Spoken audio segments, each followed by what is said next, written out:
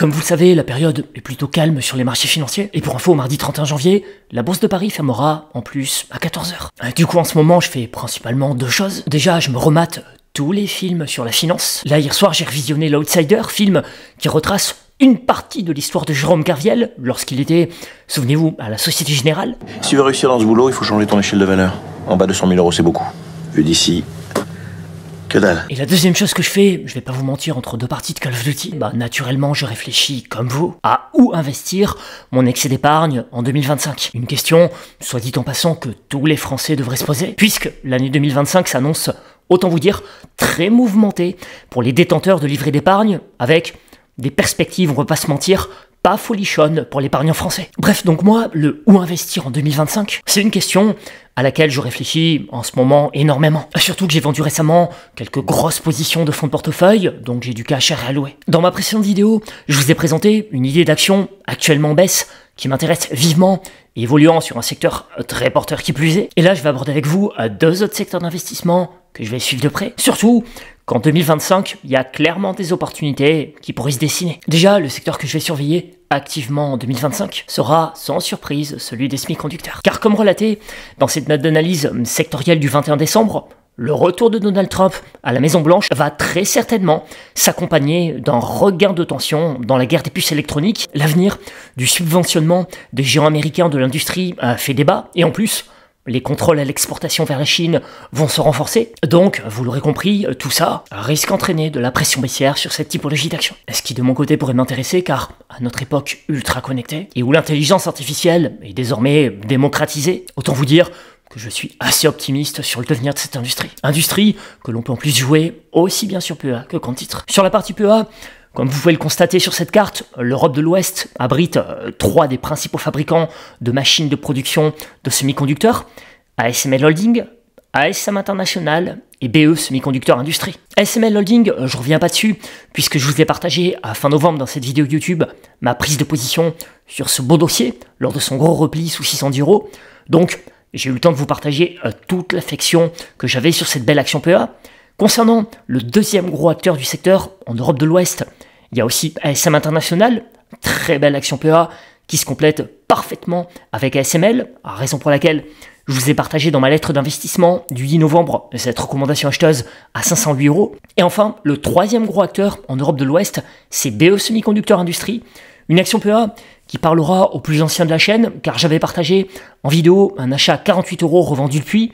Et au passage, vous constaterez que le potentiel exprimé dans ma miniature vidéo n'était pas exagéré, puisque depuis l'été 2022, l'action a fait plus 177%. Bref, donc sur PEA, vous avez trois gros acteurs si vous souhaitez investir dans cette industrie en 2025. De mon côté, j'anticipe la question, ma préférence va pour ASML. Maintenant, ASM International est aussi un choix d'allocation que je trouve très pertinent.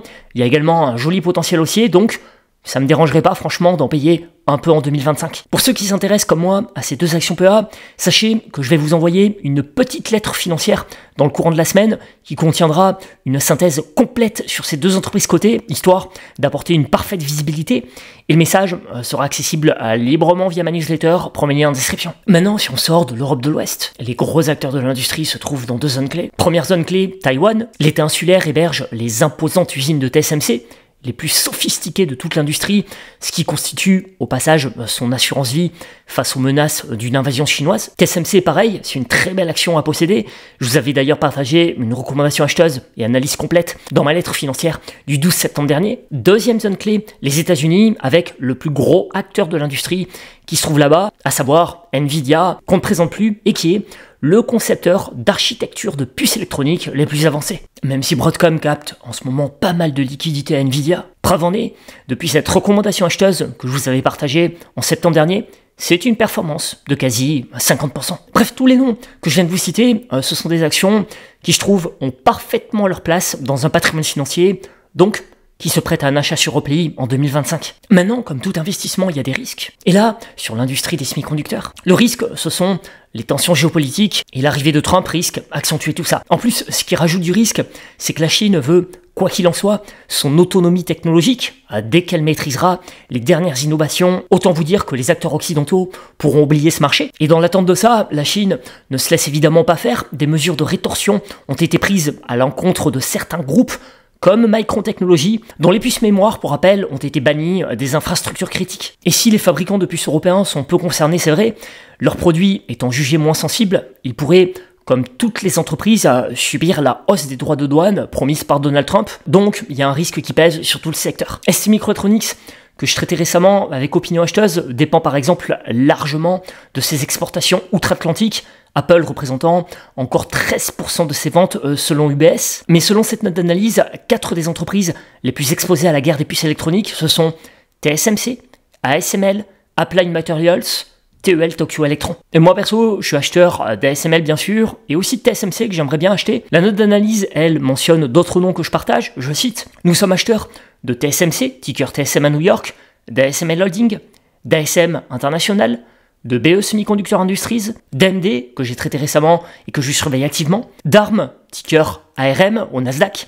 de Broadcom, et de Nvidia en raison de leur position incontournable au sein de l'industrie. Par ailleurs, nous préconisons, à titre spéculatif uniquement, l'achat d'Intel et de Micron Technology. En revanche, la note ajoute, nous sommes à l'écart de STMicroelectronics, d'Infineon, de NXP Semiconductor et de XFAB dans l'attente d'une reprise de la demande sur les marchés finaux de l'industrie et de l'automobile. L'autre secteur dont je voulais vous parler, c'est celui de la défense. Comme relaté dans cette note d'analyse sectorielle, le contexte géopolitique actuel a redonné un souffle puissant aux valeurs de la défense européenne, résiliente et stratégique. Ces entreprises bénéficient d'une demande soutenue et d'une valorisation attractive pour certaines d'entre elles. Et la fin éventuelle du conflit en Ukraine pourrait offrir des points d'entrée intéressants pour les investisseurs en quête de croissance stable sur le long terme. D'ailleurs, une action du secteur qui semble déjà présenter un premier point d'entrée intéressant, c'est Thales. Je lisais dans cette note d'analyse toute fraîche que l'action Thales capitalise actuellement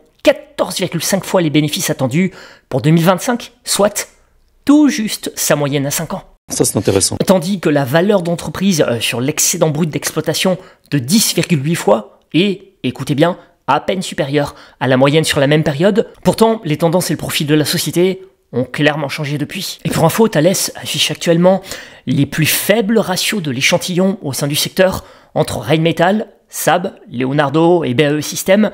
D'ailleurs, écoutez ça, Rheinmetall affiche même une capitalisation qui est proche de celle de Thales, avec des revenus pourtant 2 fois plus petits, et un EBITDA qui est 1,5 fois inférieur. Alors bien sûr, ça ne veut pas dire que Thales va rattraper son retard boursier, mais en tout cas moi, je crois franchement à une trajectoire haussière de moyen long terme sur cette action PA, donc c'est clairement le genre d'action PA qui pourrait m'intéresser en 2025 pour stocker une partie de mon excès d'épargne. Surtout que Patrice Ken, le PDG, assurait mi-novembre aux investisseurs, je le cite, « Dans la défense, nous sommes entrés dans un cycle haussier pour au moins 10 ans dans la plupart des pays. Je n'ai jamais connu une période où nous ayons eu autant de visibilité pour investir, faire de la recherche, etc.